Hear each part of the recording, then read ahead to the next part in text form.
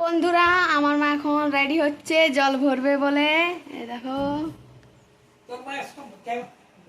অন্ধকার দেখাচ্ছে, সাইডা ওই সাইডা। এই দেখো গাইজ, আমার মা রেডি হয়ে গেছে, এখন যাবে জল ভরতে। দেখো আর দেখো এখানে জারিকেন আছে, খালি জারিকেন, তো জল ভরতে যাবে। চশমা পরে নিয়েছে, দেখো জারিকেন নিচ্ছে। জারিকেনে একটু জল পড়েছিল, তো ওই জলটা বলছে নোংরা জল, ফেলে দিল। এরকম আমাদের সব জারিকেন খালি হয়ে গেছে, সব জল শেষ।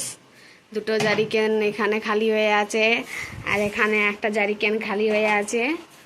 তো এই তিনটা ভরতে যাচ্ছে গাইস। তো এটাই তো বানাচ্ছি, দিন দিবে ভিডিওতে, ভালো তুলেছি, দেখি নেবে। দেখো ভরতে নিয়ে যাচ্ছে জলটা, জল নিয়ে যাবে, জল আনবে, জল। চলো, তো তোমাদেরকে আমাদের টাইম কলটাও দেখিয়ে দেব। দেখো এখানে ঘরে গাড়ি দিয়ে দিয়েছে, গাড়িটা ঢুকিয়ে রেখেছে। দেখো বলছে রোদ দিবে, তাই ঘরে ঢুকাই রেখেছি। আই দেখো আমার মাকে,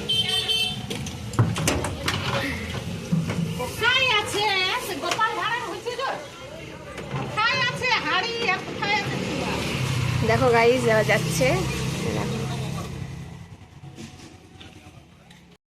আমার মা এখন জল পেয়েছে, কত রোদে কষ্ট করে জল পাচ্ছে। এই দেখো কলে কত ভিড়,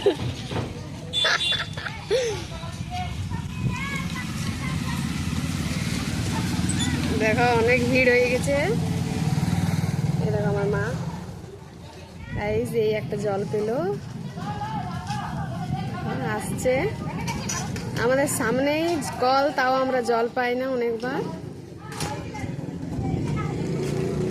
দেখো জল পেয়ে গেছে, পেয়ে গেছে, পেয়ে গেছে, জল পেয়ে গেছে। এ দেখো গাইস, জল পেয়ে গেছে। যে তিনটা জারিকেন খালি ছিল, ওই তিনটা জারিকেন পেয়েছে জল। আবার এই আর দেখো অবস্থা, থকে গেছে পুরো। হ্যাঁ দেখো ঘেমে পুরা 1 ঘন্টা দাঁড়িয়ে আছে। তাকে আমি ঘরতর পুছে দেখো পরিষ্কার করে দিয়েছি। তো বন্ধুরা দেখুন, আমি জল ভরে চলে এলাম। তো আমাদের এখানে জলের খুব সমস্যা, 1 ঘন্টা দাঁড়িয়ে দাঁড়িয়ে আমি জল ভরলাম। তো তারপর আমি চলে এলাম রান্না করতে। তো দেখুন, রান্নার সব কিছু আমি কেটে নিয়েছিলাম, তরকারি কেটে নিয়ে তারপর জল আনতে গেছিলাম, এসে নিয়ে আমি রান্না বসিয়ে দিয়েছি সঙ্গে সঙ্গে। কারণ রান্নাটা না তাড়াতাড়ি করলে সময়ে খেতে দিতে হবে। আমি সব কিছু কেটে নিয়ে চলে গেলাম, তাই জন্য জলটা ভরতে আমি জানি যে অনেক দেরি হয়ে যাবে, সেই কারণে আমি প্রথমে ভেন্ডি ভাজা করে নিলাম, লঙ্কা দিয়ে, শুকনো লঙ্কা দিয়ে, ফোড়ন দিয়ে। আর তারপর আমি ঝিঙে, আলু, নুন হলুদ দিয়ে সিদ্ধ করে পাঁচফোড়ন দিয়ে আর ঝিঙেটা বসিয়ে দিলাম, পোস্ত হবে ওটা। তো আমাদের খুব পছন্দ ঝিঙে পোস্ত, আমার খুব ভালো লাগে, আমাদের ঘরের সবাই পছন্দ। তো ঝিঙে আলু পোস্ত ওটা হলে খুব ভালো হয়। তো দুটোতে বসিয়ে দিচ্ছি, তাড়াতাড়ি তরকারিটা যাতে হয়। একদিকে ঝিঙে আলু বসিয়ে দিলাম, জল দিয়ে সিদ্ধ হতে দিয়ে দিলাম। অন্যদিকে এবারে খাসির মাংস নিয়ে এসছে, সেটা আমি এখন রান্না করে নেবো। আর একদিকে আরেকটা চুলোতে কড়াই বসিয়ে নিয়ে একদম লাল লাল করে আমি পেঁয়াজগুলো প্রথমে ভেজে নিলাম। তারপর আমি আদা রসুনের পেস্টটা দিয়ে পরে ভালো করে নেড়ে চেড়ে এবারে জিরা, গোলমরিচ, শুকনো লঙ্কা দেখে আবার দিয়ে দিলাম। মশলাটা দিয়ে কষিয়ে নিলাম, আবার মশলা জলটা দিয়ে কিছুক্ষণ কষাবার পরে মাংসটা দিয়ে দিলাম। তারপর মাংসটা একটু নেড়ে চেড়ে একটু জল, যেটা আরও একটু মশলা জল, শিল ধোয়া জলটা ছিল, সেটা দিয়ে পরে ঢাকনা দিয়ে দিলাম। আর অন্যদিকে দেখুন ঝিঙেটা সিদ্ধ হয়ে গেছে, আলু ঝিঙেটা আমি পোস্তটা বেটে দিয়ে দিলাম ওটাতে। তো ঝিঙে পোস্তটা হয়ে গেল। এদিকে আমার মাংসটা হচ্ছে, ভাজা ভাজা হয়ে গেছে, বেশ সুন্দর করে লাল লাল করে ভেজে নিলাম। তারপরে প্রেসার কুকারে গরম জল করে আর ঢেলে দিলাম, কারণ খাসির মাংসতে ঠান্ডা জল আমি দিই না, তাই জন্য গরম জলটা করে রাখি। তারপর প্রেসার কুকারে প্রেসার কুকারে বলি সিদ্ধটা করে নিই। কড়াইয়ে অনেকে পছন্দ করে, কিন্তু আমার কড়াই হবে না, কারণ আমাদের দাঁতের প্রবলেম। তার জন্যে আমরা খাসির মাংস প্রেসার কুকার করেই সিদ্ধ করি। আর 3-4টা সিটি দিই, তবে জানি আমাদের সিদ্ধ হয় ভালো করে।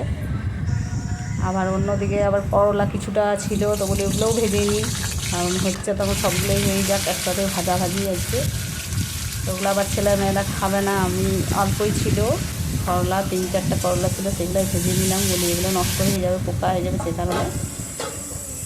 যেই হোক, ওগুলো ভাজা হয়ে গেল। আর প্রেসার কুকারে সিটি দিয়ে দিল। এই দেখুন প্রেসার কুকারে মাংস রান্না হয়ে গেল। ছেলে মেয়ে বসে গেছে সব খেতে, একসাথে আমরা খেয়ে নেবো বলি আজকে সবাই বসে গেছি, একসাথেই বেড়ে নেবো।